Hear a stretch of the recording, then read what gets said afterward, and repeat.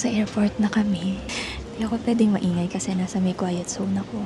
So for this trip, magsistay kami sa Osaka ng 3 days and Kyoto ng 4 days. Nakapag-Osaka na kami before last year. And nakapag-Kyoto na kami pero 1 day lang sa Kyoto. Kaya this trip i-explore talaga namin.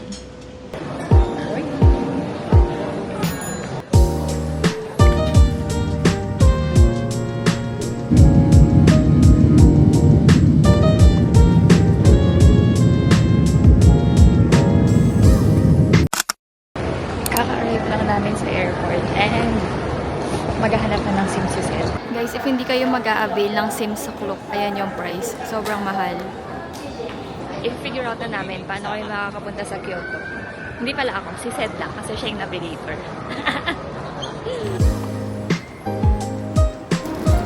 Ito na Mayo.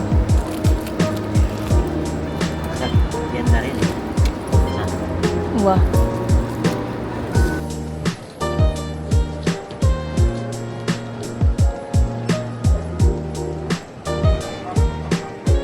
Welcome to Japan.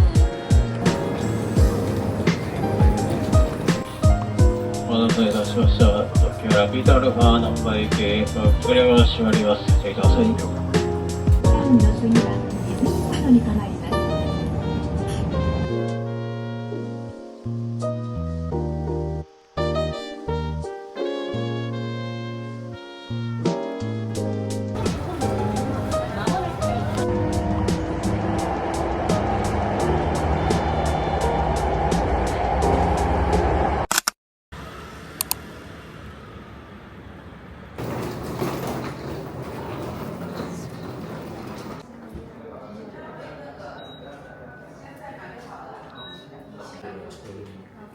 So fancy.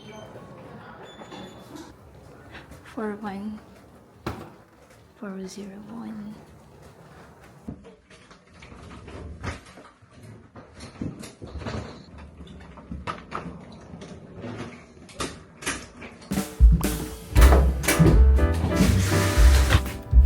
May stain lang dito sa may bowl kasi feeling ko parang carpet type yung nilagay nila. Pag nababasa, nagsistain. Tapos ito yung shower area.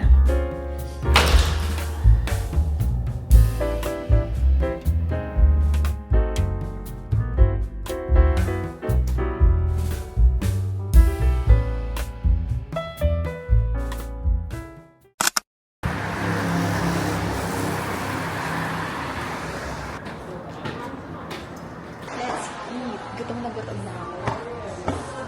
Simula kaninang 7 AM bumabiyahe na kami. Nakarating kami ng hotel. Anong oras na ba? 11. food보다 다음에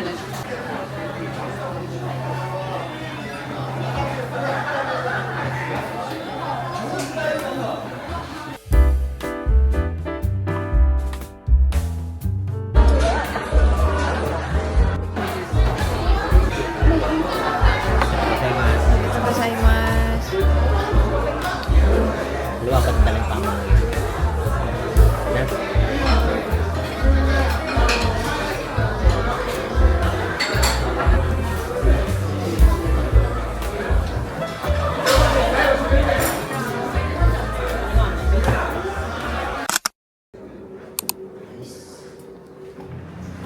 Ay wow, walang aldo.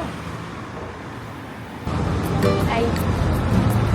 Naghahanap kami ng restaurant for brunch. Around lang dito, malapit sa hotel. And then, explore namin yung city. Tomorrow siguro magte-temple kami.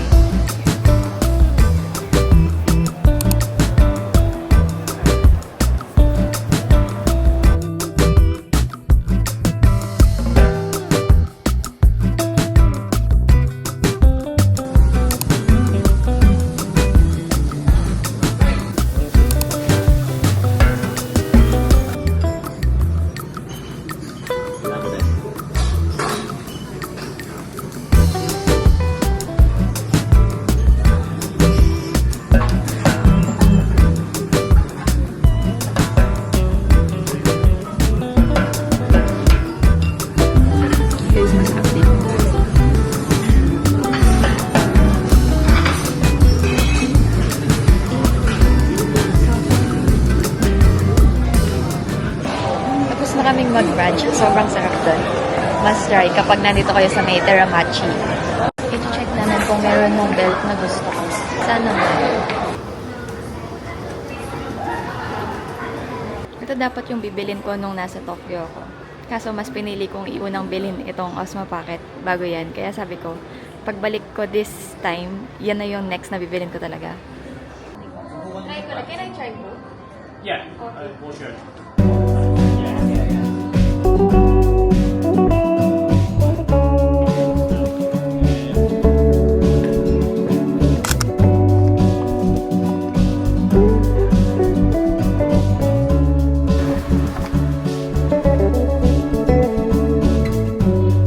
Nice naman. I like the taste. I have this. Matcha strawberry. Yeah. Oh, sorry. Strawberry and then ice candy latte. Okay, thank you.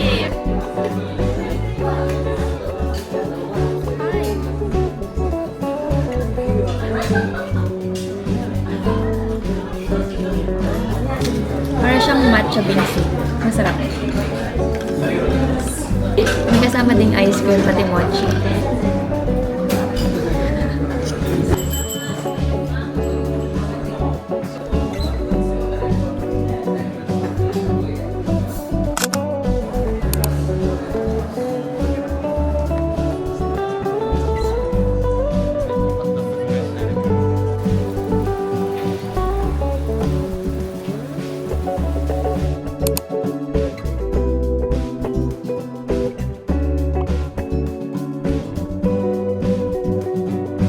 Sobrang ganda sa daming shops. And buti na lang may cover sa taas kasi sobrang init.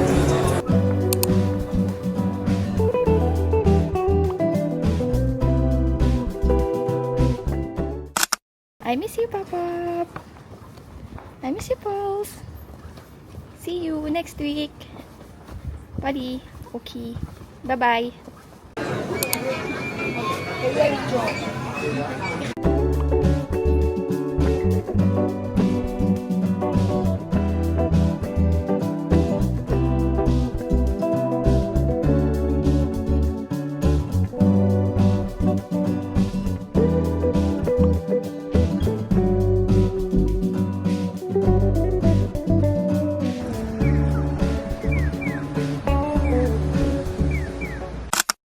Papunta na kami ng Kyoto Station. Nilipat kami doon sa area kung nasan yung Kyoto Tower.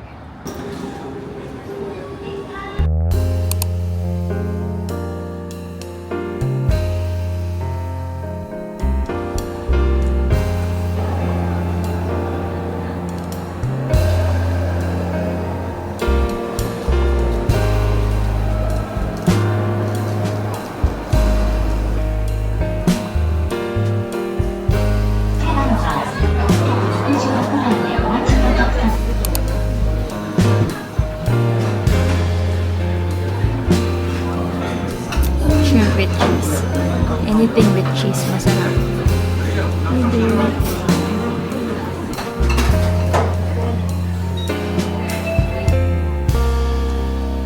Ayun.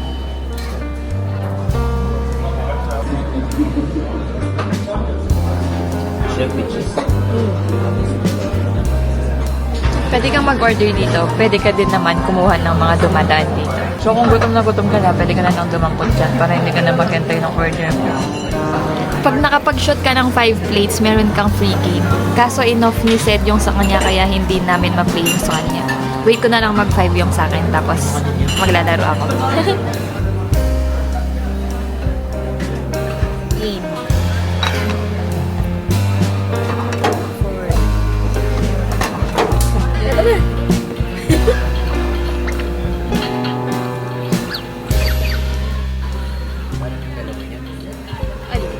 Palben kayo mo. Balang mix.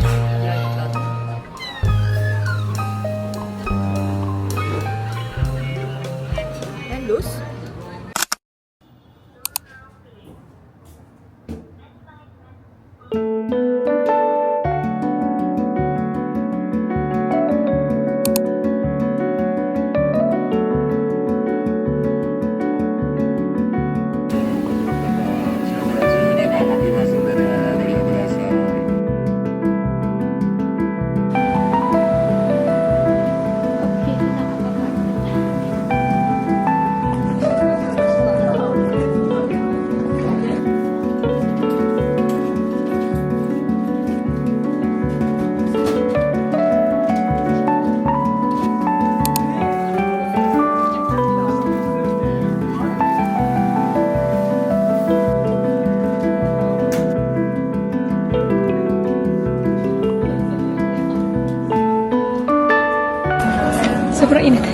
Hindi ko na kaya, tinanggal ko na to.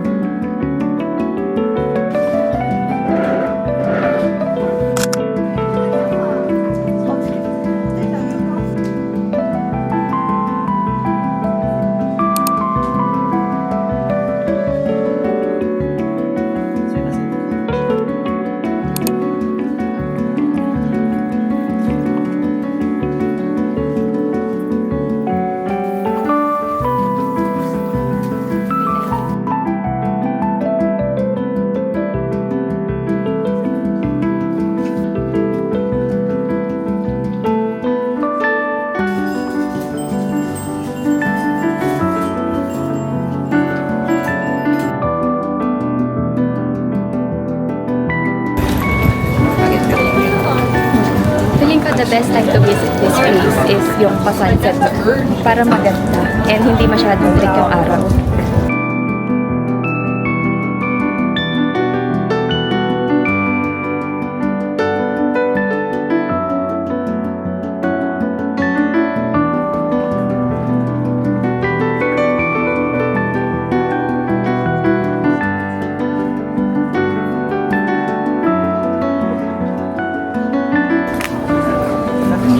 Ang ganda na. Feeling ko kahit saan ka mag-stop and pa-picture, maganda lahat ng kalalabasan kasi Instagrammable yung buong area.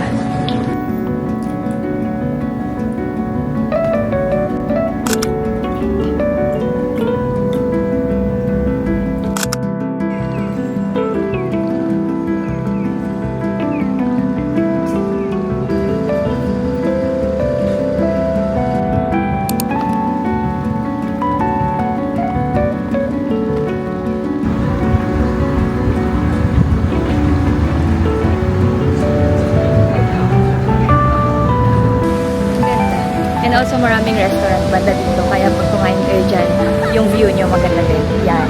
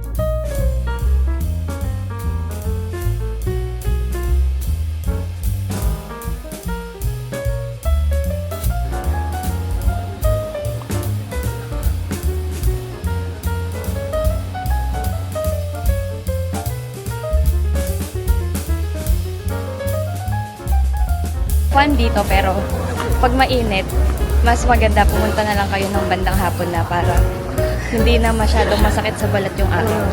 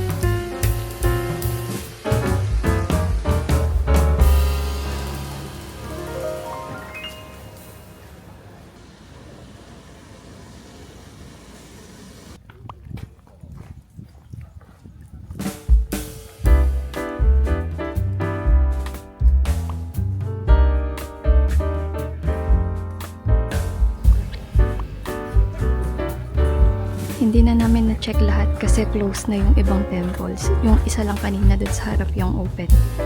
Pero at least may na-visit kami kahit isa lang.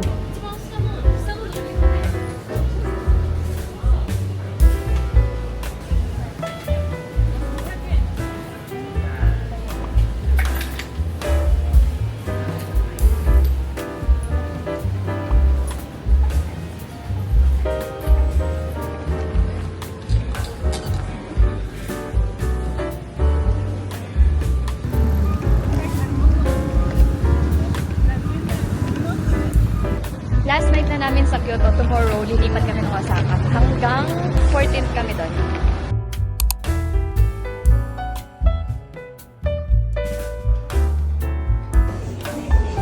I bought 2 shirts kasi wala na akong isusuot bukas. And may 5% off sila on top pa nung tax refund.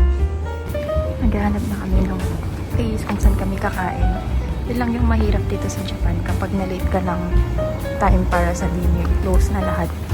So, dapat talaga maaga kang mag-dinner.